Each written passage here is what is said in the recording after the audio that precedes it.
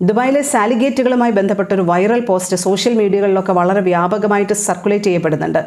അതായത് സാലിഗേറ്റുകളിൽ ഈടാക്കുന്ന ചാർജുമായി ബന്ധപ്പെട്ടാണ് ഈ വൈറൽ പോസ്റ്റ് പലർക്കും കിട്ടിയിട്ടുണ്ടാവുക. ഈ വീഡിയോ കാണുന്ന പലരും ഒരുപക്ഷെ അറിയാതെയെങ്കിലും അത് ഷെയർ ചെയ്തിട്ടൊക്കെ ഉണ്ടാവും. ഈ ഒരു പശ്ചാത്തലത്തിൽ സാലിക് CEO തന്നെ വിശദീകരണവുമായി രംഗത്ത് വന്നിട്ടുണ്ട്. വൈറൽ പോസ്റ്റിൽ പറയുന്നത് ഈ സാലിക് ഗേറ്റുകളിൽ ചില സമയത്ത് സാലിക് ചാർജൊന്നും ഈടാക്കില്ല. ചില സമയത്ത് ഈ 4 ദിർഹം എന്ന് പറയുന്ന പ്രഖ്യാപിതമായിട്ടുള്ളൊരു നിരക്കുണ്ടല്ലോ, അത് 8 ദിർഹം വരെയായി ഉയരും.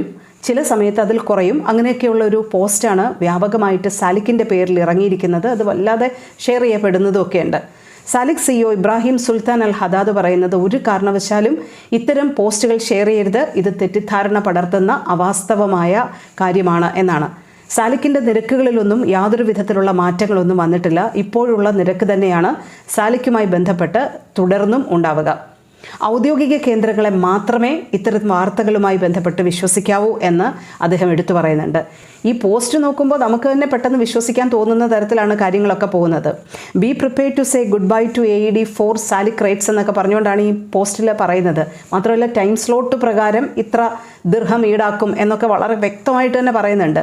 പുലർച്ചെ 3 മണി മുതൽ പുലർച്ചെ 5 മണി വരെ സാലിക് ചാർജുകളൊന്നും ഈടാക്കില്ല.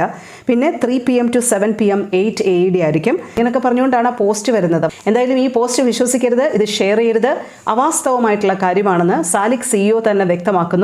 പഴയ നിരക്കുകൾ തന്നെയായിരിക്കും സാലിക് ഗേറ്റുകളുമായി ബന്ധപ്പെട്ട് ദുബായിൽ തുടർന്നും ഉണ്ടാവുക.